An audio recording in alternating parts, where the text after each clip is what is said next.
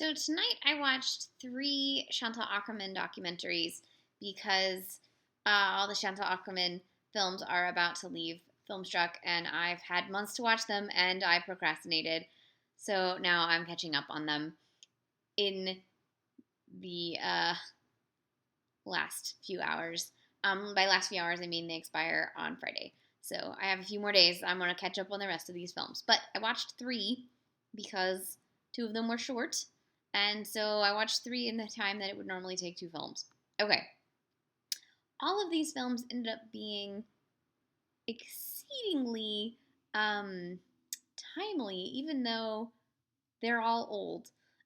So that's fascinating how you can make a film and then a decade later it's like, oh shit, this is exactly what I needed right now. So the first one was South. It's from 1999, and Akerman's going into the Deep South, and in particular, she is looking at the murder of a black man named James Byrd, who was dragged to death by three white supremacists.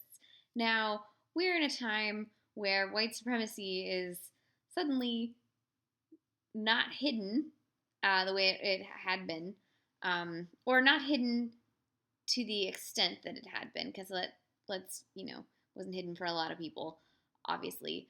So watching this film was fascinating because you mostly get Akerman documenting the people of this area and what white supremacy has meant for them as a history of people, but then in particular with this man's death. And it's just a beautifully made film. It's definitely in the style of Akerman, very deliberately paced. So, people.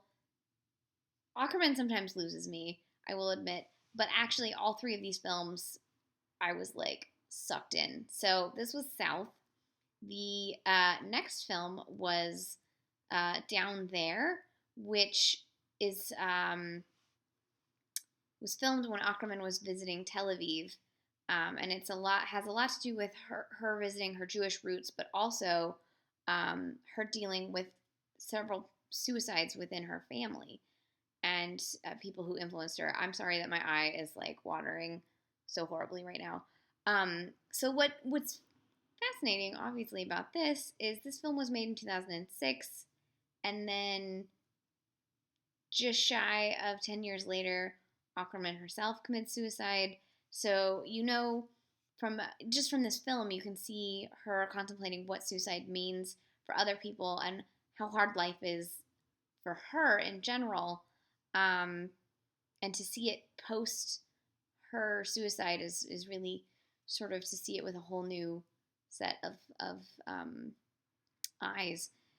It's fascinating. It also has to, her mother, obviously, with like No Home Movie and Jean Dielman, her mother was a huge influence on her life, as mothers often are, and in her work and like News from Home, etc. And in this, she sort of discusses a little bit of how her mother raised her and contemplates what it would have been like to have grown up in Israel instead of Belgium. And she discusses how her mother was afraid to let her leave the house, and so she spent most of her life looking out the windows to kids playing in Belgium, etc.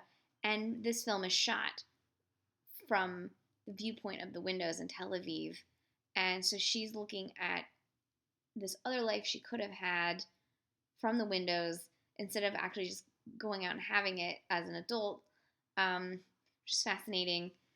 And she sort of explains why her parents didn't settle in Israel and settled in Belgium instead, her mother being a survivor of the Holocaust, and I believe her father as well. So it's a very heavy film and beautifully made. And she doesn't just shoot from the point of view of the windows. She also visits the beach and a few other things. But it's definitely a film for those who are interested in sort of the more autobiographical aspects of Akerman's filmography. This really shines a whole nother level to her sort of self myth. So the last film that I watched, incredibly prescient film. incredibly important film. And I would say lots of people need to see this film, but they would not want to watch it, and or they would ignore what it had to say, which is From the Other Side. Uh, about half the film is Ackerman interviewing people in Mexico who are either attempting to illegally cross the border or have attempted to illegally cross the border or are the relatives of people who have died trying to cross the border. It's a very humanistic portrait of these people and why they do what they do, and what their hopes and dreams are in terms of trying to come to this sort of promised land, if you will. The other half of the documentary is talking with people who work both on the Mexican government and in the American government with migrants and with um,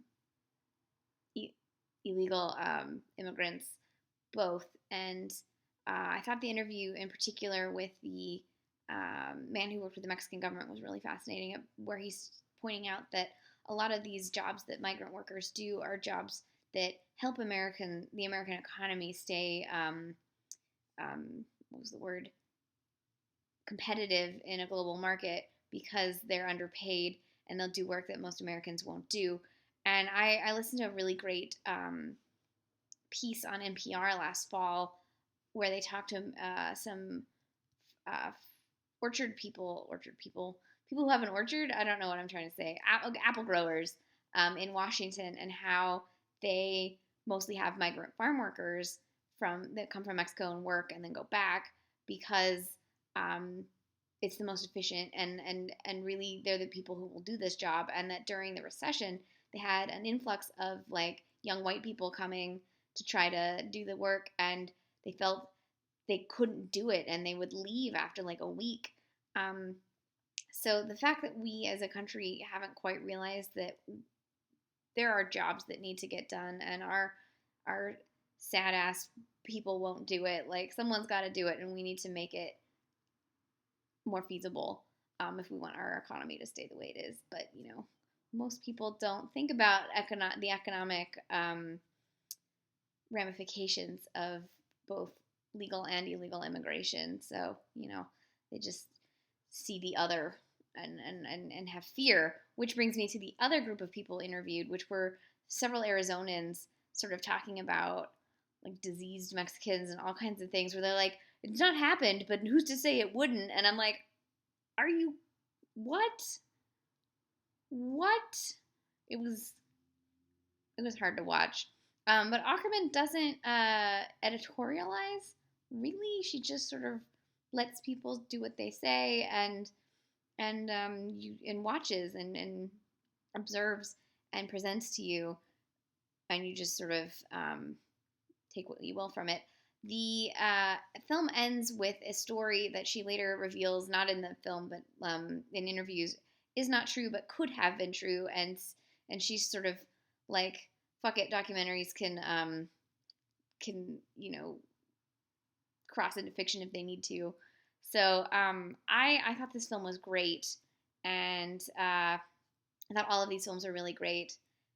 They're all on Filmstruck right now until Friday, so you should check them out. But I think all three of these films are also available on DVD from Icarus.